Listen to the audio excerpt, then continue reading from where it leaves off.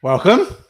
Hello, hello. I feel like we should have like something loud to say, something like some like catchphrase or something to start the show. Hi, welcome. Is your camera skewy for your shelf in the back? Either that or your shelf in the background is just gone. Good. Don't know. Is that all right? Yeah, seems raw as bite. As wonky as it was before. Yeah, it does look a bit weird. You're right. I don't know what's going on there. All right. Anyway, welcome to the show, everybody. Another Age Domain Tuesdays, the third one so far. Yeah, just want to say hello. How's it going with you, Adam? Anyway, good. Not too bad. Been a fairly non-interesting week in my life, to be honest. Had a couple of builders come around. We're trying to get some work done in the house, so had some builders come around to give us some quotes. Trying to get back into to some exercise. All the old dumbbells back down from the attic. Recovered from my hernia operation. So, yeah, that's literally all that's gone on in my life this week. Don't give us any reps. Like we don't want another hernia on live on stream. So in a couple of months, I'm just going to rip my t-shirt off. Like I'll be that strong. We'll see. We'll come back. We'll revisit in a couple of months. Well, the sun is out here in the UK, which is good. It's been out since Friday, which is amazing. So feels like spring is here. Just feels nice. I get up in the mornings. Like I want to get out of bed when the sun is there. Like during those cold, dark winter nights. Oh, horrible. Yeah, so the clocks go forward. Like the clocks have already changed in the US, but the clocks don't go forward for another. Is it this weekend? It's probably this weekend. I think. This weekend, yeah. Yeah, so we'll change. Anyway, so I guess quick mention, like and subscribe if you're new around here. More people can get in front of the show, the better. And hopefully, just grow the number of people watching. Just makes it for a more interesting show. Also, we didn't manage this last week, but if we get more than 25 likes for the show today, then we'll have a giveaway, which will be some niche website builders merch, t-shirt, cap, mug, whatever you want.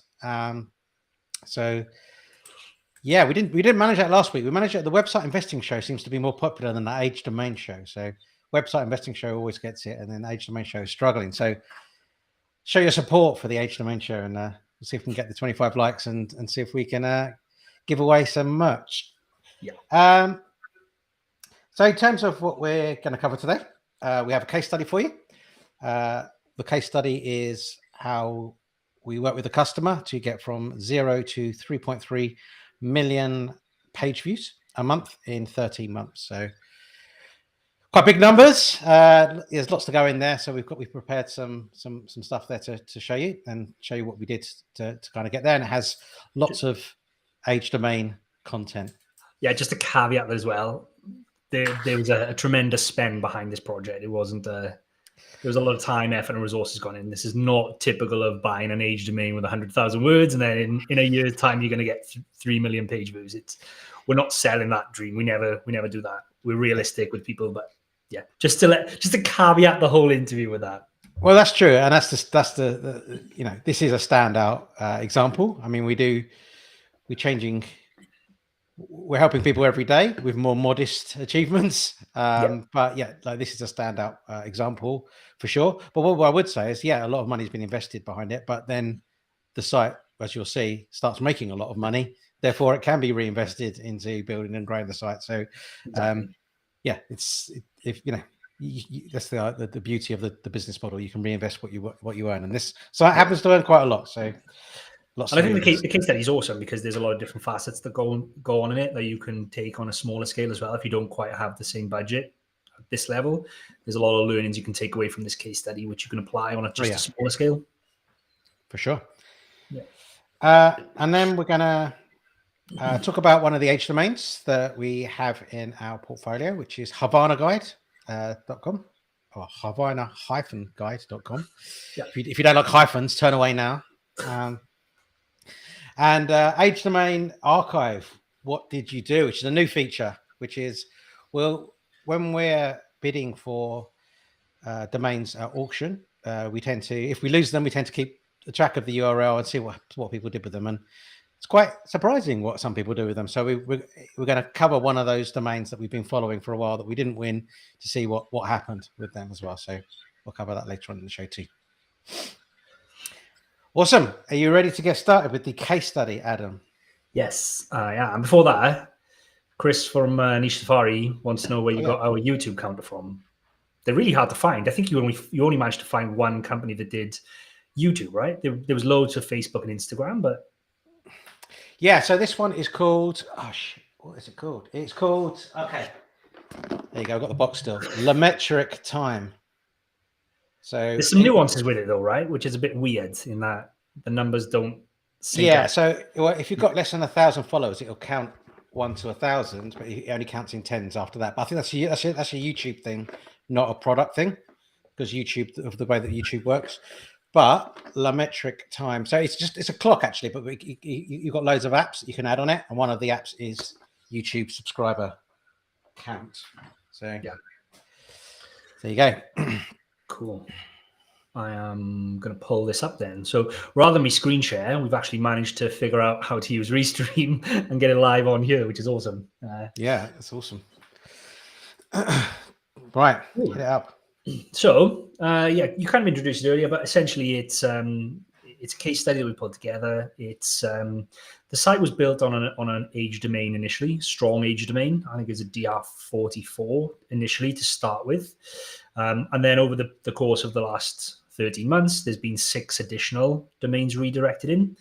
We talk about some of the metrics of those domains, and we talk about the strategy that we use to redirect that in. We talked about it in our first stream, where our first stream was how to 301 redirect the right way. This is basically that process in practice. And then a little bit about the keyword research and the kinds of topics we covered, where essentially, there's been 900 posts on this website now and over 2 million words of content in the first 13 months. So there's a lot of effort, a lot of time, a lot of research, a lot of work that's gone into this site, but there's also a lot of learnings that we can take away from this. So let's get started. The first thing we'll talk about is kind of the keyword research methods. And we've got a resource on this. We'll put it in the show notes on our website about tomb raiding. Mark actually came up with this name. We were doing it for ages and we didn't have a name for the method we had. And then Mark was like, oh, we'll just call it tomb raiding, because you go in and essentially raid the competitor's best content, best topics. So essentially what we do for this is we start by just compiling a massive list of all the competitors. Oh, and I should probably caveat and start by saying this method really only works if you're working with an age domain or a website that already has authority. It doesn't work for a fresh site, a fresh domain, essentially. So we'll get a massive list and we'll do a lot of research, pull up together a big list of all the competitors that are in the same space. And then from there, we'll pull out all of them, some of the metrics from third-party sites. So what's that? You're a very irresponsible admin. Is that because I spelled Samuel's name wrong? Oh, what was that? Someone's commented, a Facebook user, you are a very irresponsible admin. I think it's probably because did I spell Samuel's name wrong when I welcomed? I have no idea. Cool. Anyway, so once you've got a list of competitors, you pull out UR and DR from Ahrefs, Trust Flow, Citation Flow from Majestic, DA and PA from Moz. And so you've got 6 essential metrics for all of these competitor domains. And then you add them all together, and it kind of gives you like a rough guide, an overview of how strong each of those competitors are, just on a metric basis. Nothing to do with content at this point, just to do with metrics. And then you put your domain in there, and you do the same thing, and you get a total score for that.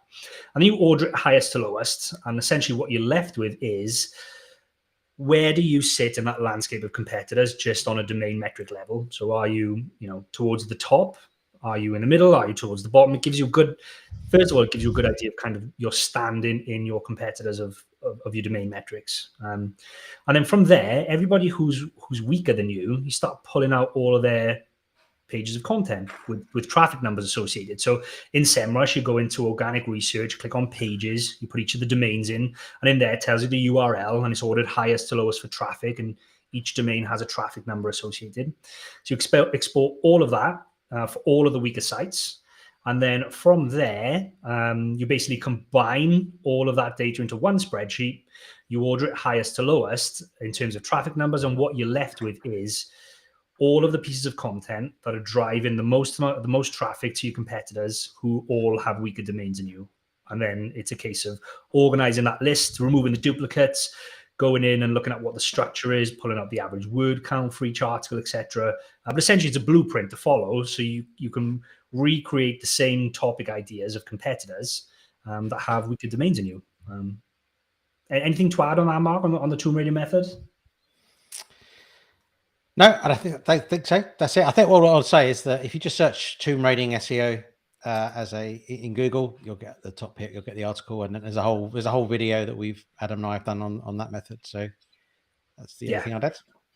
Yeah, there's some great screenshots in that article that you put a link to as well, where it shows like actual what we look at and stuff. So, but essentially the methodology is to pull out topic ideas of weaker competitors. Yeah, it shows literally that screenshot of like a list of competitors with us ranking them from top to bottom. So yeah. So I mean, this is just a screenshot. So like the client domain at this point was a DR54, and this is one of the competitors that we look to imitate. So a DR38 clearly a lot weaker, but with a lot of organic traffic. So they were doing something right in terms of their content strategy, but on a weaker domain. The next thing I want to talk about is just like site structure, how we built the site. And there's nothing groundbreaking here, but I think there's one thing which is important, and that's the way we structure the categories or category pages on the website. So we've got a homepage, and on there we'll link through to each of the individual category pages, but we don't typically use the typical or the standard WordPress category pages, mainly because once you start filling out those categories, say you've got 50 pieces of content in a single category, and you use the WordPress category structure. On most themes, and I never know how to say this word. Is it paginated or paginated?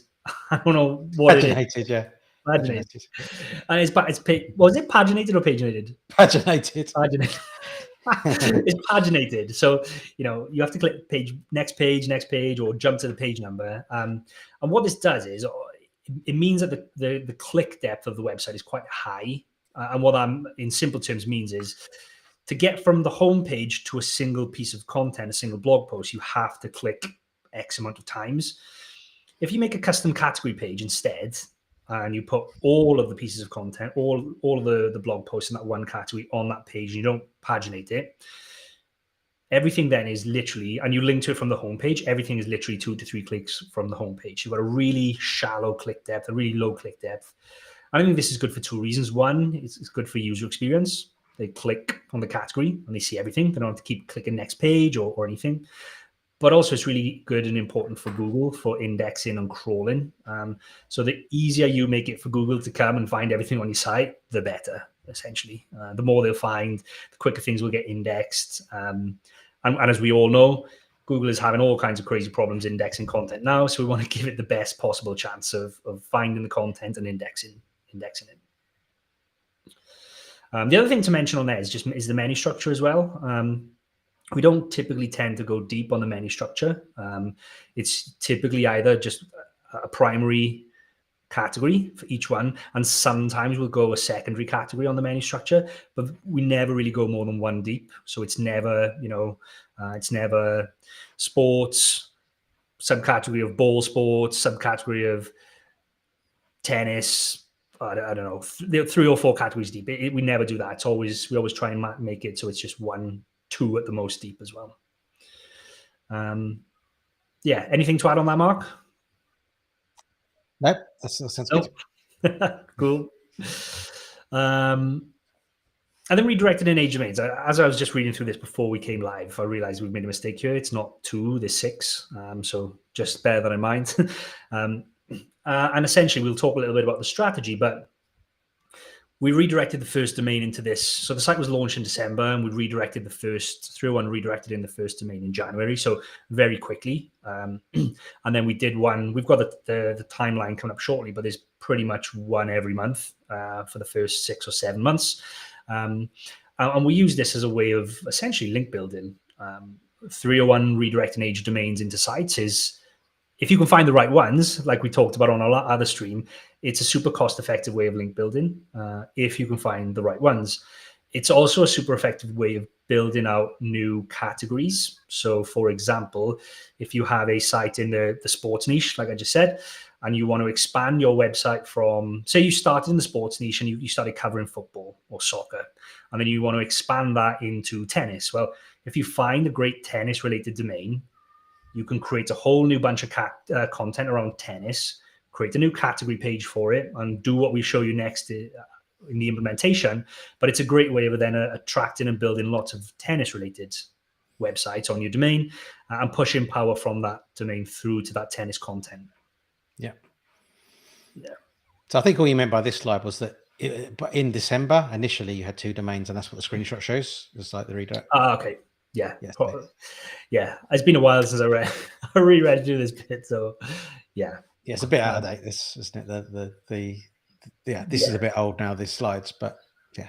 Yeah. So these are the actual metrics of the domains that were redirected in. So, or when they were acquired. So they were acquired in that month and they were redirected in the month later. So the first one was acquired in December, was redirected in January. There's a DR39.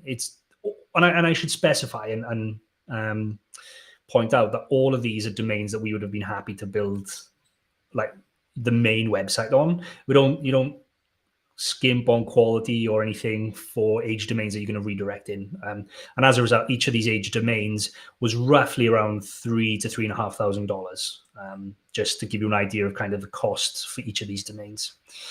So DR39, DR48, 48, 25, 39, 31, and lots of referring domains pointing to them. And this is how we redirected them in. So we covered this in more detail before, but just to give you another idea of how this works, we don't just redirect them to the homepage. I think if you are redirecting domains that way, it's a massive red flag to Google. And I see people talk about, I redirected a domain and it didn't work, or my traffic dropped afterwards. It's probably because they just redirected to the homepage. It's like the lazy method of doing it, the wrong way of doing it. This is obviously a lot more effort and involved, but I think the results are a lot better. So we create typically put a 4,000 words, a 4,000 word skyscraper piece.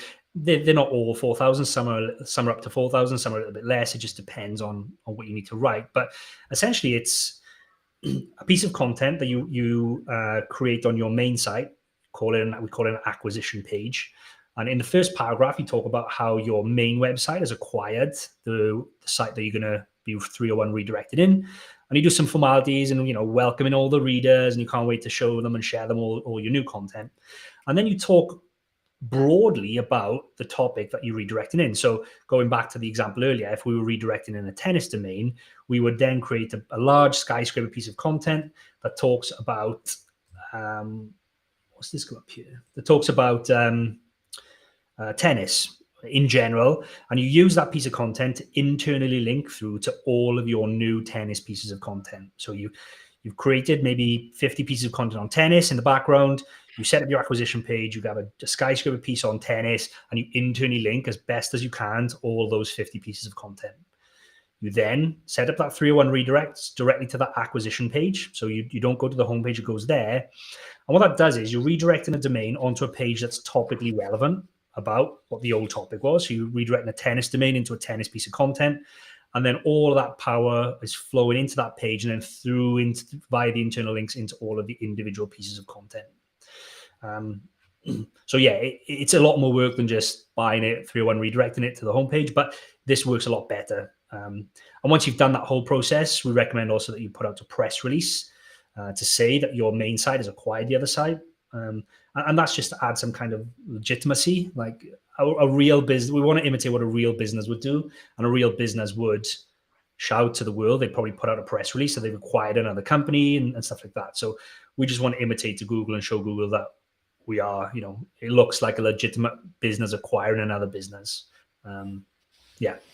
Cool. And yeah, I guess I guess my question here, we've got a couple of questions here, or some points here. I think at least you're hitting the spot there with the slides. Ninjas. There's a question here from Samuel, though. Don't get his name wrong. Again, you've been in trouble. What do you do if the age domain has so many pages ranking Google? Do you redirect all the page ranking to the newspaper page you've just created? Yeah, and the answer is it depends. So if you've got pieces of content ranking, or if you look at the best pages by links reports on Ahrefs and you order it highest to lowest referring domains, if there's pieces of content in there that you think are relevant that you want to keep, so if it's a tennis domain and they've got a piece that has 20 referring domains to it on the history of tennis, that's probably a piece of content you want on your main website about tennis. So you would make a new piece called the history of tennis, and then you would redirect individually that page to the page on your money site. If it's not relevant or not super relevant, then you've got to try and figure out, and this bit is subjective, is there a piece of those 50 posts that you've created about tennis, is there a piece that's relevant enough that you could do a page-to-page redirect? And if not, then all of them go to that acquisition page. Yeah. So yeah, the answer is, Samuel, is a bit subjective, and each case is slightly different. Yeah. Awesome. Cool. So this is a timeline. And this is more, I've also put in here the timeline of like the domain redirect as well. But realistically, this is more of a timeline to look at the content. So the site was launched with 150,000 words. The site took off very, very quickly, like quicker than we've ever seen, essentially. And to the point within the first couple of weeks, it was getting, a couple of hundred visitors a day, essentially. So seeing those results, we went back to the client and basically said, this is really quick. This is something special here. We should probably push this. So in January, they decided they wanted to add more content. And then we started making it in January and published it in February. And by that point, we had the ball rolling then. So essentially, this site has had content monthly in big batches of content to the point where, around the April, May time, it was increased up to 200,000 words, mainly because the site was starting to make enough revenue where it's almost paying for all of that content every month to be reinvested. And then, as we'll come on later on, towards the end of the year, the site was making more than enough money to pay for all that content and a profit for the owner. So this is just to show, like, there's a lot of effort gone into the content. There's a lot of words. There's a lot of posts gone in here, and it's been fairly steady. It was launched with a lot of content, and then a lot of content was added quite quickly afterwards.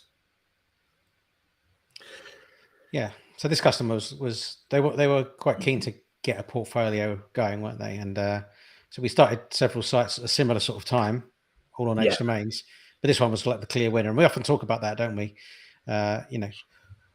If you're able to, and you're able to start a few sites, and we talk about seeding sites. So you seed a site with some content early, leave it to sit, see what happens, and over time, hopefully you'll see which ones are going to be the winners and which ones are worth it investing more time and money in. And this one very, very quickly became apparent it was worth spending the time and money on. So yeah, for sure. Cool. And these are the results, essentially. You can't really see it here. So like I said, in January, the site was already getting a couple of hundred visitors a day, but because the graph grew so quickly, you can't really see that. But essentially, it grew to, in January, the site had 3.3 million page views and revenue of over $40,000. It's all display ad revenue, by the way. So almost all of this content is display. It is informational-based content. It's not a review site or anything. It's an informational-based content site. And this site is in a niche that could essentially keep growing almost forever. It's almost endless. It's such a big space that, I'm really excited to see where this goes in the next 12 months.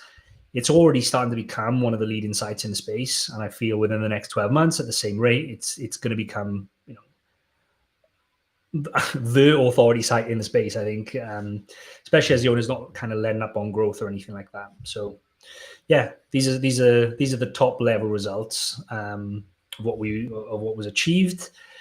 And this is kind of current ROI or ROI based on January, but these numbers aren't quite right because it doesn't include the monthly income. But essentially, I'll just run through some of the costs. So the primary domain, like I say, was a very expensive, very powerful domain to start.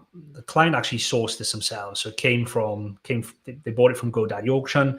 We didn't source that domain, and they spent a good chunk of money just on the domain itself. Over the course of the 12 months, there's 6 additional domains, and they were roughly around $3,500 each. And then there's been roughly around $150,000 of content pushed onto the site. So in 13 months altogether, it's like $185,000 spent on the site, which is a lot of money, obviously. But it's now generating around $40,000 in January. And if that continues, then the value of the site quite easily is 1.2 to 1.4 million dollars. I've just noticed an error with your math there. Go for it. 40,000 at 35x is 1.4, and 40,000 at 40x is 1.6. Yeah. So 1.4 to 1.6. Okay. Yeah. Well, either way, it's over $1 million. What's $200,000 here? Or What's 200,000 between friends, right? Yeah, of course. Yeah, and that's the case study we want to share with you. And I'm sure lots of you watching this are probably going to have lots of questions. So as we go through the rest now, we go through the other stuff that we talked about. Put them in the channel, like anything you want to ask, any nuances you want to know about, just pop them in the channel and let us know, and then we'll come back to them and answer them at the end. But anything to add on that, Mark, on the case study? Well, I'd say, I mean, it's 755, obviously 755%, or actually more than that probably because of the numbers. But like that's a great result, but don't underestimate the monthly income as well. If you take 40,000 a month, obviously it wasn't probably, well, it may well have been that in December. I can't remember now because of the time of year, but obviously it was ramping up to that. But add that all together, you're adding on another few $100,000 probably of revenue over the course of the year. So that's not to be underestimated as well when you're taking into account the profit margins. Yes. Excellent. Good work. So we had a question before the show as well. Should we cover that now, or should we cover that at the end? Let's cover that at the end. Okay. Let's do. Should we do Havana guide? So yeah, let's bring it up. So this is one of the domains that's in our inventory at the moment. It's available on our site. If you check the show notes, you'll see a link directly to that page, which gives a write-up of that information. And this time tomorrow, this video will be on it as well. So, so it's in the travel site. Is that? Oh yeah, it's about Havana. Yeah, it's a website about Havana. It's Havana, the location, the geolocation in Cuba, and I don't mind. I can share my screen. I've got some stuff up. I'm conscious that I probably don't want to go into a super deep dive every week and explain why we check for certain things, but I'll just run through like the top level, some stats on the site. Then we'll have a look at a competitor that covers just travel in Havana. And then we'll look at another competitor that's a little bit bigger, or probably 4 times the size of Home to Havana, that covers just travel in South America in general. And also we'll have a little look at some of the ways they're monetizing that site as well. I think this is a great time to get into the travel space as well, just as a caveat. Like, everything is now opening back up. I'm part of like several Facebook groups, and over the last 6 months, I've seen so many travel site owners giving up, saying, their business has been destroyed. They don't have the heart to go on anymore. I think it's going to leave a big gap, a big space in the travel market for website owners like us. So yeah, I think now is probably the right time to get into the travel space as well. Cool. I haven't looked at this domain before, so I seeing Havana, I assumed it was in the cigar space, but obviously not. So No. Obviously it's got some good referring domains here, like Business Insider, dr92/dot, Travel Channel, Richmond.edu. So it's got lots of nice. Got even better ones now. I don't know why they're not on that list. It's got BBC in there as well, USA Today, lots of Wikipedia, Lonely Planet. Oh, we need to get those. Get those added in. Yeah, get that added in as well. Hey, I wonder why they're not on there. That's interesting. Let me share my screen then. Go for it. Cool. So Yeah, well, I'll just talk about the referring domains while we're here then, basically. So yeah, you've got plenty of Wikipedia. So the English version, Italian, Russian, lots of Wikipedia links. The BBC, Business Insider, USA Today, Lonely Planet, Business Insider Australia. So there's tons of really high quality referring domains aside from that list there. But if we just have a quick look at the overview here, this site has a lot of history with Google. It's got traffic and a decent amount of traffic over a period of time. And if we have a look in SEMrush, it goes back, even as far as 2012, it's getting traffic in various degrees over the years. So it's got a lot of history with Google, got a lot of standing with Google. The anchor text is nice and clean, ordered highest, lowest. It's very brandable at the top. Havana Guide. Yeah, there's nothing in here. Obviously, we check all of the domains like this, but we've gone through these pages. There's nothing in here that's dodgy or suggests that it's been spammed in any way. So this is nice and clean. Best pages by links. This will influence our strategy with this site a little bit. So we've got most of the referring domains go into the homepage, which is great. But we've also got a couple of pages which we would definitely want to recreate the topics on. So Learn Spanish has 52 referring domains. We would definitely want a page about learning Spanish on the site. We've also got Havana Internet. And if you look at this page in way back, it talks about the internet in Havana. It's not great, essentially, which is a whole topic that one of the competitors we look at has about how to get good Wi-Fi and internet in Havana. So we would definitely want to do something similar there. Pirates in Havana, talk a little bit about pirates. Let's talk about the Cuban government, Cuban sports. So there's lots of pages that we would want to recreate. Well, a handful of pages, essentially. Lots of these duplicates. We've got sports again. So, but this would definitely influence the initial start of the keyword research plan. But we would want to recreate these to maintain these backlinks. And as it's got the .html on the end, we would set up redirect. So we might have havanaguide.com/learn Spanish, and we would redirect the .html into that page, essentially.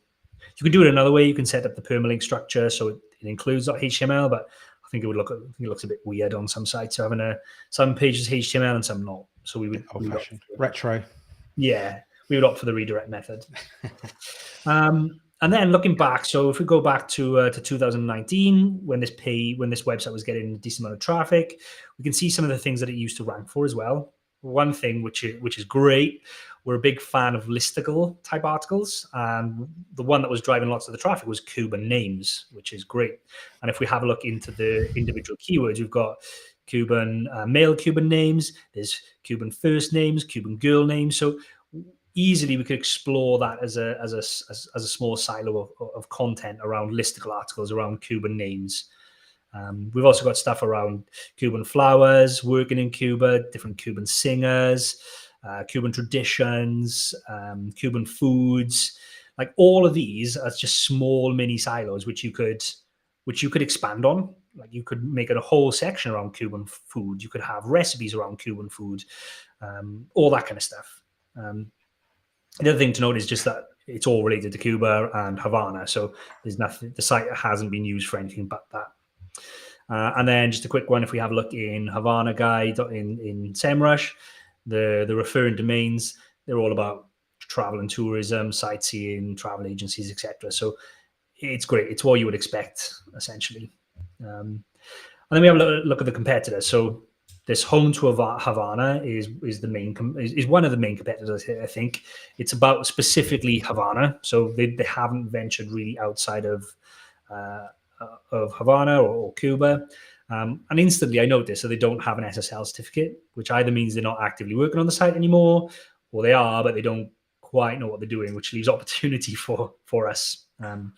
So they've got destinations, travel tips, living abroad, travel gear, and they cover, question and answer based content. Can Americans travel to Cuba? Where to stay? Ultimate guides to certain towns, things to do. So I think this is a good example. The site is fairly new. Maybe they are still working on it because it's fairly new. It was launched around a year ago. It's growing nicely. Clearly, they haven't added a lot of content to the website, and it's still managed to grow nicely. So there's definitely opportunity to cover just topics around Havana.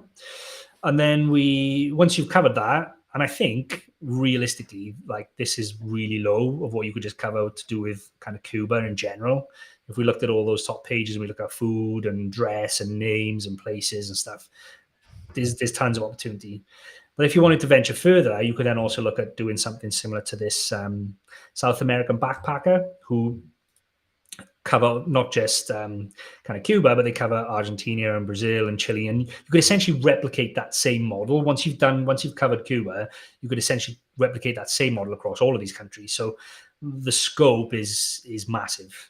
It could be huge. And interestingly, these guys, they obviously got display ads on here, but they're also making money from places like booking.com. But also what was interesting is we have a look, some of their top pages is facts about Argentina and facts about Bolivia. But if we look at this page here, which is their 5th most popular page, 783 visitors according to SEMrush, we know it's probably at least double that. If we go on here, it talks about where to stay. And these then are, if you click it, affiliate links through to Hostel World. And it's clearly their affiliate link, source equals affiliate up here. So they're using this as an affiliate program. I didn't have a look what the commission was on here, but I don't think it says, just says hi, but it's a 30-day click window as well. So yeah, I think there's a ton of different ways you could monetize this. But these guys have opted on lots of their pages to go along with where to stay in certain places. Hostels, hotels, and things like that. And yeah, that's it. That's my kind of very quick rundown of, without going into so much detail about the kind of due diligence, but a quick overview of the domain and some ideas and thoughts and plans around what we would propose doing to the website with the website. Yeah, lots of different angles there. That'd be quite good to experiment with. Yeah, awesome. Any questions, Corinne? Any questions about the case study or anything? No, just friendly people. What is elbow cough? What's that? That's an emoji. That's an emoji, but it doesn't show the emoji for some reason. I don't know. I think it's just is that an entrance? Cool. So we have one question from before. What I will say is we're at 25 likes. Yeah. So we made it. Age Domain Tuesdays isn't weaker than the other show that we have, Website Investing Show. So good work, everyone who's liked. We'll do a draw soon. Carry on liking, subscribing, and should we go to questions before we jump on to? Yes, let's do that question.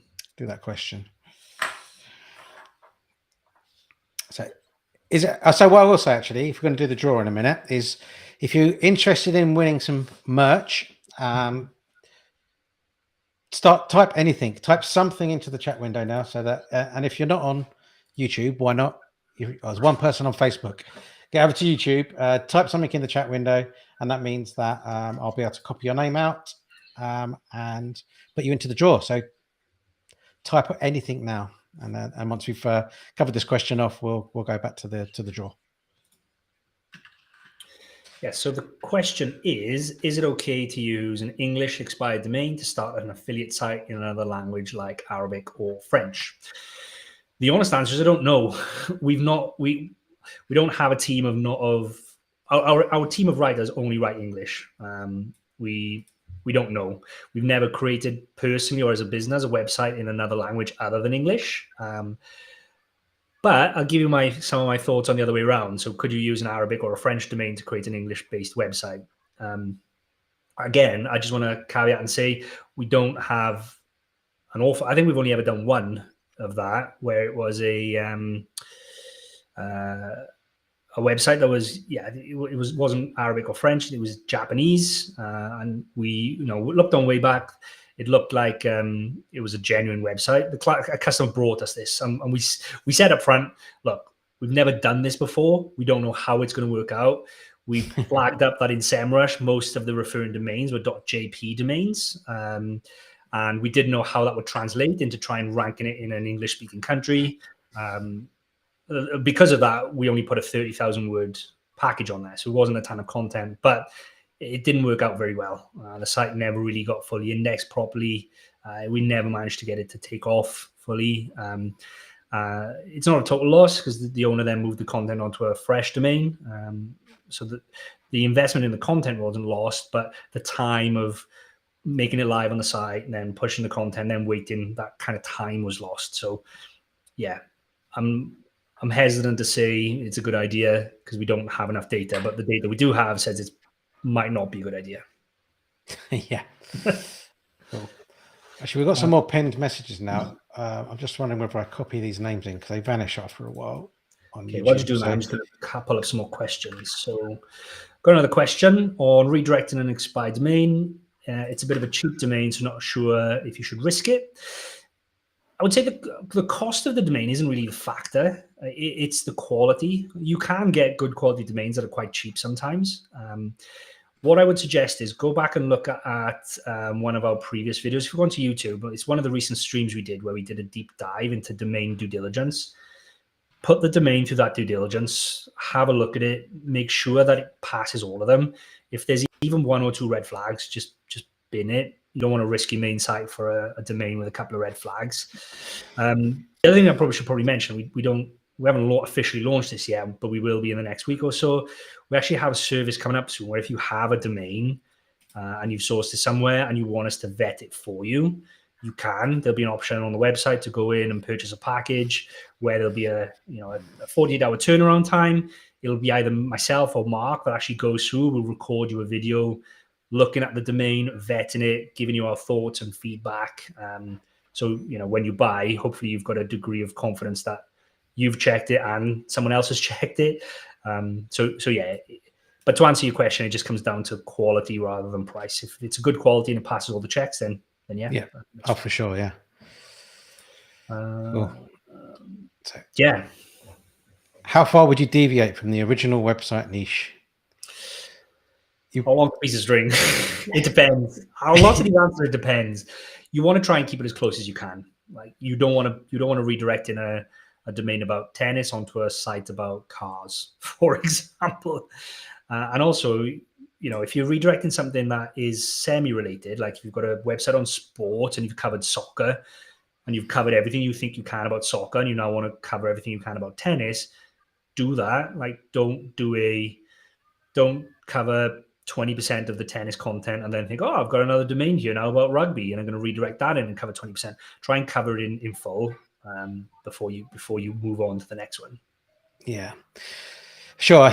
Yeah, absolutely. I think you can probably deviate, like, we talk about having shoulder niches and everything as well, but you probably want to start with the main niche and then work on shoulder niches as you would with a normal site. So yeah, don't deviate too far. That's definitely, yeah, that's the summary, I think. Yeah, for sure. Don't. What is the future of expired domains, whether make site on it or redirect? So, I mean, our opinion, at least my opinion, is that they're not going away. They're going to stick around for ages. Like the problem, there's no reason for Google to attack like age domains. Like age domains exist in the real world. People pick them up, people buy them, they change their sites. Domains actually expire and then people pick them up again and almost don't realize that they've actually picked up an age domain or an expired domain. They think they're picking up a fresh domain, but they would never know. It's just returned to the pool. So all of these things, businesses acquire other businesses all the time, and they include in the assets of the business is their domains. Yeah. So it's just something that happens normally. So if Google were to penalize any new site that appeared on a domain from before, then they'd be penalizing lots of I don't know what you call genuine sites. Is what we're doing not genuine? We're just getting a domain and we're putting a new site on it. So I can't see this. I don't think there's any not future in it. Also, I also always question what Google say. Like Google push out through John Mueller, through their press and through the live streams. Like they pushed out two things recently. One is, and if you're redirecting one domain to another site, it should be in place for at least 1 year for you to see the full benefit. And everyone went away and took from that he meant if a site has been redirected to another site for more than a year, then it's worthless. It lost all its power. our experience shows that that's not the case, like at all. But if you take Google on their face value, you might think that's the case.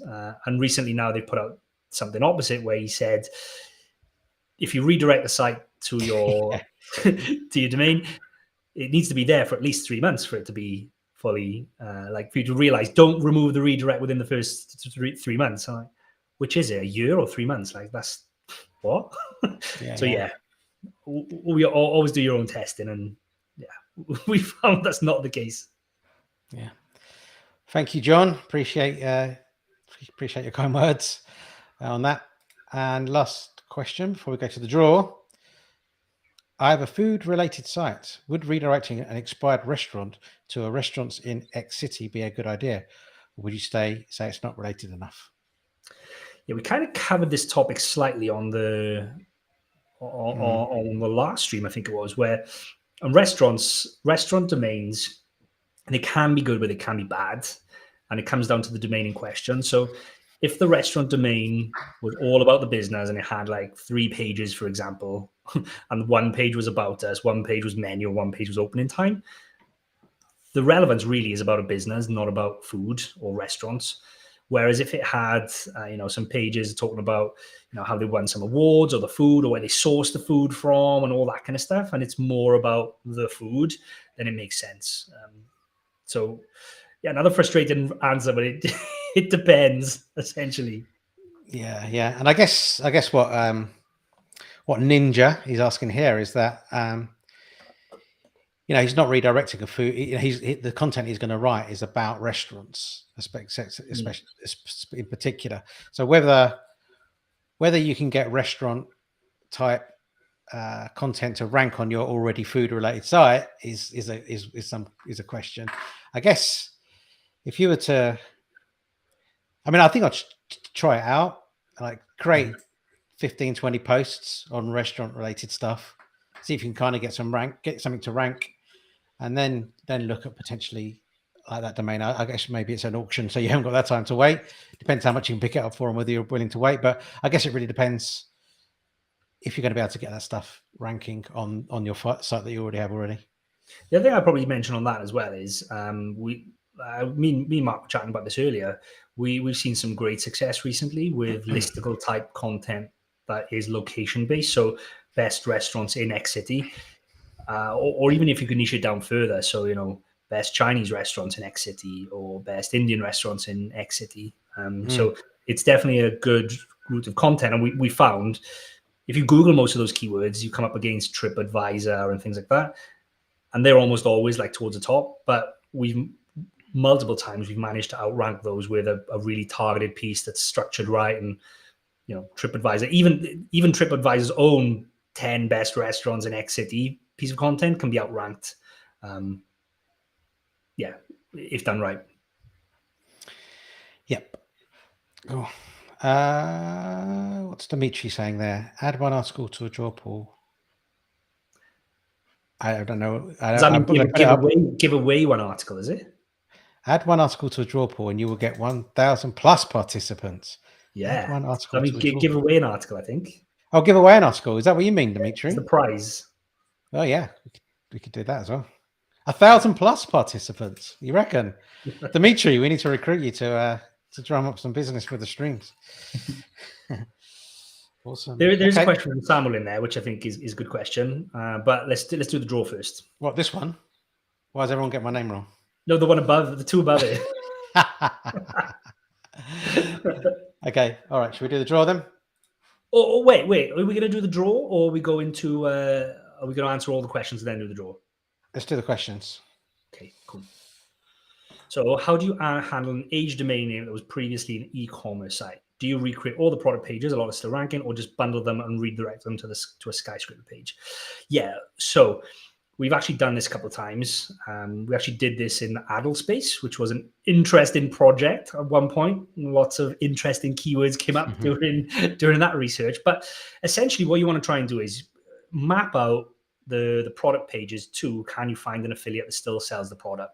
One thing that we came across when we did this was lots of the products that would be in lots of the e-commerce products from the old website no longer existed. Like they'd been discontinued or out of stock. So even if you were to create a piece of content, you didn't really have anywhere to link it. However, usually if a product's discontinued, there's another model. So the first thing we did was pull out all the pages that are still ranking, or all the pages you wanted to keep, try and match them to a product. First and foremost, if you can do that, then you're best off creating individual product reviews it depends on the URL structure. If it's a clean URL structure, so it's domain.com/product name, recreate the same URL structure, and in there put your review piece, single product review piece. One thing I would probably mention on this though is if there are lots of these product pages, you always want to be considerate about your commercial content to informational content kind of ratio. I know there's lots of talk and ideas around that, but I do think it's important to have a good, healthy mix of informational to commercial content. So what you don't want to do is just have a big bulk of commercial content because you've just recreated all these pages and you don't have any informational supporting content to back that up. Yeah. Hope that answers the question, Samuel. But if there's any follow on, just pop it in the chat. Did you want to do this quickly or? Yeah, we can do. Are we looking for time? 10 minutes. Yeah, 10 I'll minutes. just quickly whiz through this one because I think it's interesting. So, let me share my screen. So if you weren't here at the beginning, basically any domains that we don't win at auction or any domains that we see that are being built on, then interesting domains, then we just make a note of them and see what people did with them, like further down the road. So we're adding this feature because it's pretty funny what some people some people do some crazy things. So let's cover this one. Yeah, I'm just gonna should have pulled this up earlier, but then I only remembered as we joined the call, and typically Wayback is being really slow. I'll tell you what, you get them open, I'll do the draw. Okay, yeah, cool. Well, actually, I only need a couple, so it's fine. Cool. Basically, so this website came up for auction, and then obviously was on GoDaddy auction. It was sold. We added it to our watch list, and if you look up Wayback, the site stayed the same for a long time. It was basically a website talking about things like search and rescue, like animal tracking, avalanches, blizzards, campus basics, cold weather survival. It was a website that covers all of that. And then when you look at the website, so this is what the website looks like today. It was relaunched. It's nothing to do with like surviving a blizzard, etc. The homepage is all about nutritional supplements, and you'll notice it's in English. So it's about nutritional supplements, and then you've got these popular topics, which are all the grey things I think that people would cover. Slimy liquid. What is slimy liquid? Yeah. I don't know. It's like testosterone. Don't click it. But essentially, these are very high paying, very grey affiliate programs of medication that, do all kinds of different stuff. But that's not the interesting part, because you think, okay, they've just done that. But in the right-hand side, we've got most recent posts, and we do have the wind chill chart and law enforcement and tracking information. And what they've done is basically they've taken all the old content from Wayback and recreated the old pages. And you can see that because it's still got the .html in the URL structure, and it's not formatted correctly. So what they've done is they've recreated the old website, and on the homepage, they've added this part about supplements. Now, and it's in English. But if you click one of these, you're taken to a new folder called /DE, which is a German section of the site, German subfolder. And it's basically everything in German. So they're targeting a German audience for all these different products. And what's interesting is, I haven't looked at the site for a while, but basically you can see where it dropped and then you can see where it came back. And if we have a look at their top pages, it's doing what it shouldn't be doing. So in the United States, it's ranking for quite well. Parts of a campus is ranking position number 7, and cold water survival it's got the featured snippet for cold water survival, and United States search and rescue position number 1. So in the US, it looks like it's doing okay. you can see some of the crossover. So in the US, it is actually ranking for slimy liquid test. But you can see that's the German page, and there's more German pages. But the majority of the traffic from the top couple is that. But if we change this over to Germany, they're also ranking fairly well for some of these quite tough, quite high search volume, high affiliate pay-in keywords. Mhm. So yeah, I mean, I don't have any takeaway points on this. I don't know why this is working, and I don't know kind of the technicalities of how they've set the site up to make it work like this. But it's just really interesting. It's really interesting to see someone taking a site, recreating all the old content in English. It then starts ranking in English, and then also having a German subfolder which ranks and talks about something totally different. It's not related at all, and yeah, very grey areas. Yeah. I always think when people are doing this, it's a burn and churn situation. So like make money, the high, like you say, the high playing affiliate programs, they make money fast, but then expect the domain to die at some point and then to start again. But it still makes it's still a profitable exercise, I guess. That's the way. I mean, I've never done it, but I guess that's kind of what the thinking is behind that. Do you remember how much that domain went for by chance? I don't, but if you do the draw, I can find out. Okay, cool. And then we've got one more question, and we'll wrap it up after that. So the draw, here we go. So if you didn't put your name down 5 minutes ago when I asked, then you're not in the draw. You missed it this time. Okay, ready? 3, 2, 1.